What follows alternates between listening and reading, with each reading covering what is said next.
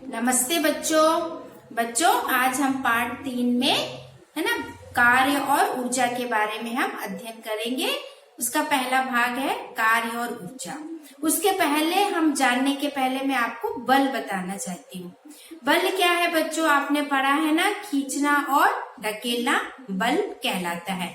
अभी मैं एक चेयर है, इस चेयर को अगर मैं ऐसे क्या कर रही हूँ, ढकेल रही हूँ और ऐसे खींच रही हूँ, तो इसको ढकेलने और खींचने में हमको किसकी आवश्यकता पड़ी? कार्य हुआ और बल ताकत की आवश्यकता पड़ी है ना। तो खींचना ढकेलना क्या हुआ बच्चों? बल कहलाता है ना। तो बल के द्वारा हम कौन कौन से कार्य कर सकते हैं, तो अभी हम देखेंगे। चलो वीडियो में देखते हैं।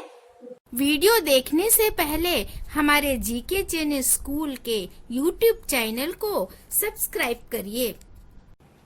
बच्चों आपको देखो ये चित्र दिखाई दे रहा है ना। पहला नंबर 1 चित्र में क्या है? एक बालक कुएं से पानी खींच रहा है। बालक क्या कर रहा है?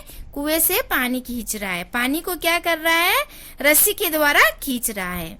और दूसरे चित्र में आप देख रहे हो, यहाँ पे एक आदमी क्या कर रहा है? दीवार को धक्का दे रहा है।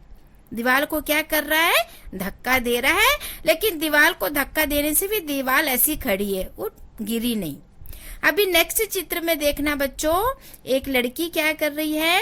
छोटे से बालक को गाड़ी में क्या कर रही है? ले जा रही है। ले जा रही को हम क्या बोलेंगे? ढकेल रही है। बच्चे को क्या कर रही है? ढकेल रही है ना। तो अब ये 3 चित्र से आपको क्या समझ में आया बच्चों? पहले में पानी खींच रहा है, दूसरे में ढकेल रहा है, तीसरे में खींच रहा है। तो बच्चों आप लोगों ने पहले भी पढ़ा होगा कि खींचना और ढकेलना बल कहलाता है ना बच्चों? खींचना और ढकेलना बल कहलाता है। तो अभी हम देखेंगे वर्क एंड एनर्जी, यानी कार्य और ऊर्जा। आज का हमारा टॉपिक क्या है बच्चों? कार्य और ऊर्जा। बच्चों कार्य क्या है? आपने चित्र में देखा था ना, 3 चित्र में। तो कार्य का अर्थ है बल का प्रयोग कर किसी वस्तु को गतिशील प्रदान करना। तो आपने देखा है ना बच्चों चित्र में कि एक बालक कुएं से पानी खींच रहा है और एक आदमी दीवार को ढकेल रहा है और एक लड़की गाड़ी में बच्चे को ले जा रही है। तो जो आदमी ने जो दीवार को ढकेल रहा है उसमें कोई कार्य नहीं हुआ है। तो कार्य का अर्थ क्या है? बल का प्रयोग कर किसी वस्तु को गति प्रदान करना। वह क्रिया जिसमें बल द्वारा वस्तु को गतिशील करते हैं कार्य कहलाती है। तो हम कह सकते हैं कि काम हो रहा है नहीं। काम यानी कार्य। हम साइंस में काम को क्या बोलेंगे? कार्य। कार्य करने के लिए हमें 2 आवश्यक शर्तें हैं। पहला है वस्तु पर बल का कार्य करना। अगर हम किसी वस्तु पर कार्य करते हैं या बल लगाते हैं तो उस पर कार्य होना चाहिए। फिर दूसरा है वस्तु का गतिशील होना। वस्तु का गतिशील होना। जब किसी वस्तु पर बल लगता है तो वह वस्तु को गतिशील बनाता है, अर्थात वहाँ कार्य हुआ। तो बच्चों आपने वो 3 चित्र देखा है ना, उस 3 चित्र को ध्यान से देखोगे तो आपको समझ में आ जाएगा कि कहाँ पर कार्य हो रहा है। ऊर्जा। बच्चों अभी क्या? ऊर्जा यानी एनर्जी। तो कार्य करने की क्षमता को ऊर्जा कहते हैं। बिल्कुल साधारण तरीके से आपने जो भी कार्य किया है ना, तो अभी आपने देखा चित्र में, आपने कुएं से पानी खींचा है ना, और उसके बाद वो बच्चे को गाड़ी में बैठाल के ले जा रही है। तो कार्य करने की क्षमता को ऊर्जा कहते हैं ना। तो कार्य के अनुसार वस्तु में ऊर्जा का स्थानांतरण होता है। तो हम जो कार्य करते हैं तो उस कार्य के अनुसार, चाहे कोई भी कार्य हो, तो कार्य के अनुसार वस्तु में ऊर्जा का स्थानांतरण होता है। तो बच्चों आपको समझ में आया ऊर्जा क्या है? कार्य करने की क्षमता को ऊर्जा कहते हैं। तो बच्चों नेक्स्ट हमारा है ऊर्जा के प्रकार, है ना। तो इसको आप माइंड मैप के समान भी बना सकते हो। बीच में लिख लो ऊर्जा के प्रकार। पहला हमारा ऊर्जा है गतिज ऊर्जा या यांत्रिक ऊर्जा। हम इसको गतिज ऊर्जा भी बोल सकते हैं और यांत्रिक ऊर्जा। उसके बाद है ताप ऊर्जा। ताप ऊर्जा। नेक्स्ट है रासायनिक ऊर्जा। रासायनिक ऊर्जा। नवीनीकरण ऊर्जा। नवीनीकरण ऊर्जा। गैर नवीनीकरण ऊर्जा। गैर नवीनीकरण ऊर्जा। फिर है विद्युत ऊर्जा। विद्युत ऊर्जा। अब इनके बारे में हम डिटेल से देखेंगे कि ये ऊर्जा के प्रकार क्या है। बच्चों अभी हम यांत्रिक ऊर्जा है ना, मैकेनिकल एनर्जी यानी यांत्रिक ऊर्जा। तो बच्चों यांत्रिक ऊर्जा क्या है ना, तो स्थिर ऊर्जा और गतिज ऊर्जा जब एक साथ होती है तो वह यांत्रिक ऊर्जा कहलाती है।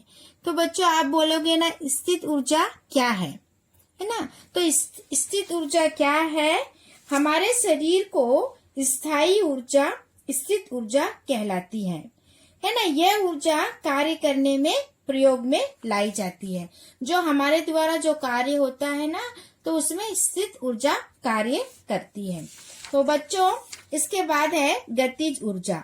तो शरीर में गति के कारण, गतिज ऊर्जा यानी शरीर में गति के कारण उत्पन्न होने वाली ऊर्जा गतिज ऊर्जा कहलाती है। तो अब ये दोनों ऊर्जा मिलके ही यांत्रिक ऊर्जा कहलाती है। तो जैसे हमारे द्वारा शरीर से जो कार्य हो रहा है और गति जो शरीर से जो कार्य करने में जो गति उत्पन्न हो रही है, तो ये दोनों मिला के एक साथ होती हैं, तो वह यांत्रिक ऊर्जा कहलाती है। तो जैसे बच्चों मैं आपको एक उदाहरण बताना चाहती हूँ। जैसे यांत्रिक ऊर्जा का एक उदाहरण है, जब आप लोग देखना अपना गेट खोलते हो ना, ढकेलते हो, तो आप क्या करते हैं, जब हम गेट को ढकेलते हैं, जब आप गेट को खोलते हो या ढकेलते हो तो ये खुल जाता है ना, खुलता है ना। यहाँ आपने अपने अंदर, यहाँ पर आपने अपने अंदर निहित स्थित ऊर्जा का काम में लिया। आपने क्या किया, आपने क्या सोचा कि अभी हमको गेट को खोलना है और गेट खुल गया है ना, और उसमें जो कार्य हुआ वो स्थिर ऊर्जा हुई। इसके बाद है आपके अंदर से आपके मन ने क्या कहा कि गेट खोलने के लिए हम क्या करते हैं, हाथ को उठाते हैं। गेट खोलने के लिए हम क्या करते हैं, हाथ को उठाते हैं। तो हमने हाथ को क्या है ऊपर किया, उठाया और गेट को धक्का दिया, तो क्या हुआ, गेट क्या हुआ, धक्का देने से खुल गया। तो यहाँ पे कौन सी ऊर्जा हो गई, हमारी गतिज ऊर्जा। तो इसलिए बच्चों यांत्रिक ऊर्जा यानी स्थिर ऊर्जा और गतिज ऊर्जा जब एक साथ होती है तो वो यांत्रिक ऊर्जा कहलाती है। जैसे मशीन का चलना है ना, हम एक मशीन चलती है, हम मशीन चलाते हैं ना, तो अभी आपको हमने गेट का उदाहरण बताया, समझ में आया ना।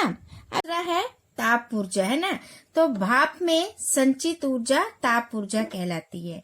भाप में संचित ऊर्जा ताप ऊर्जा कहलाती है।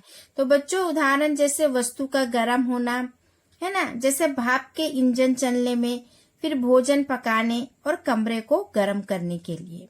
समझ में आया बच्चों ये आपको। अभी नेक्स्ट है रासायनिक ऊर्जा है ना, केमिकल एनर्जी।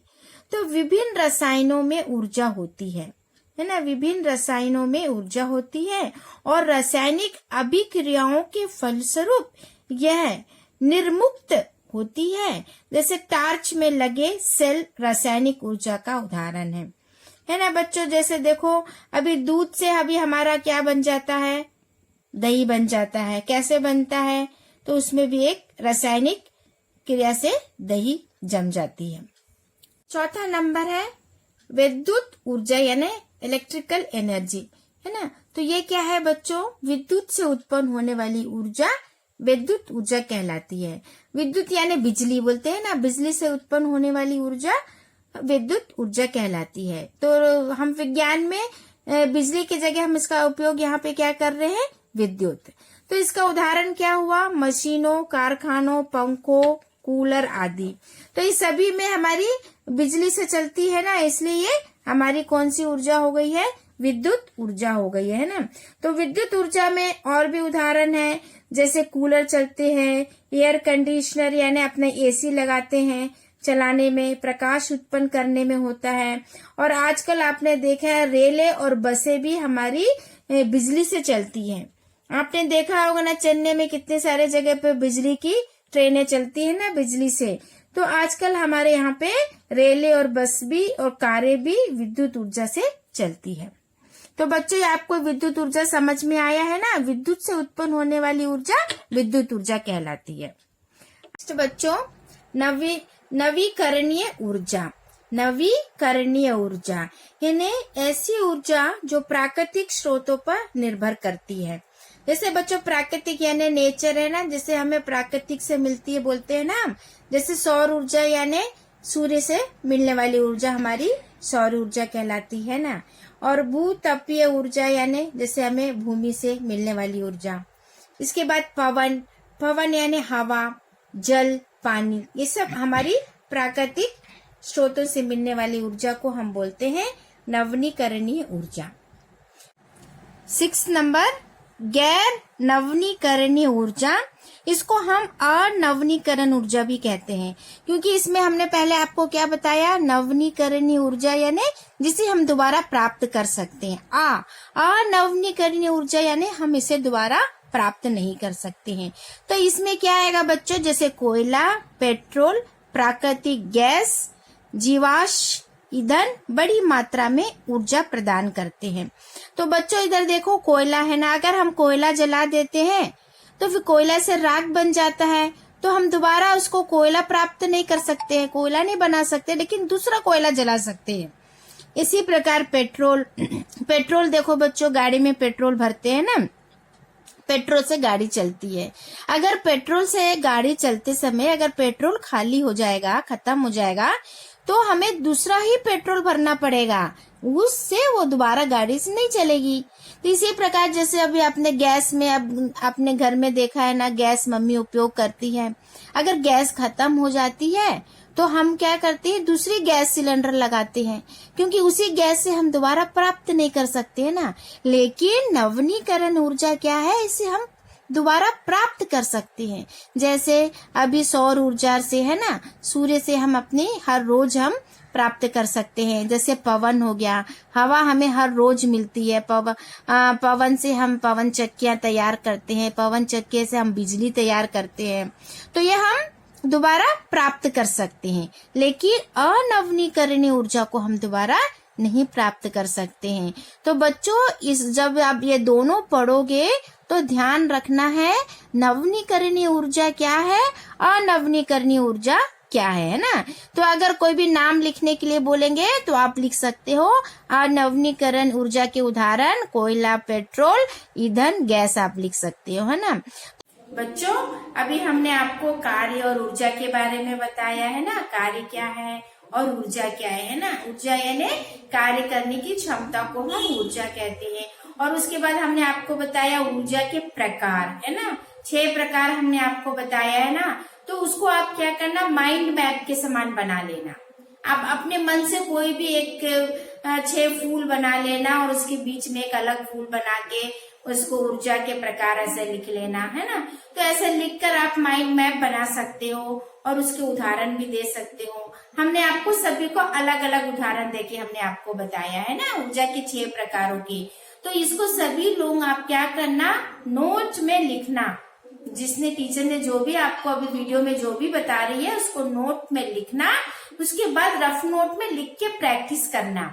तो इससे क्या होगा, इसमें से जो भी प्रश्न अगर टीचर आपसे पूछेगी तो आप आसानी से लिख सकते हो। मैं जो पढ़ा रही हूँ मैं इसी में से प्रश्न पूछूंगी, मैं अगला बाहर से कोई प्रश्न नहीं पूछूंगी। तो आप इसको पढ़ना और लिखना, और लिखकर नोट्स तैयार करोगे तो जरूर आपको सभी प्रश्नों का हल मिल जाएगा। बच्चों, अगर आप लोगों को मेरा ये वीडियो पसंद आया तो लाइक करिए और शेयर करिए। Thank you.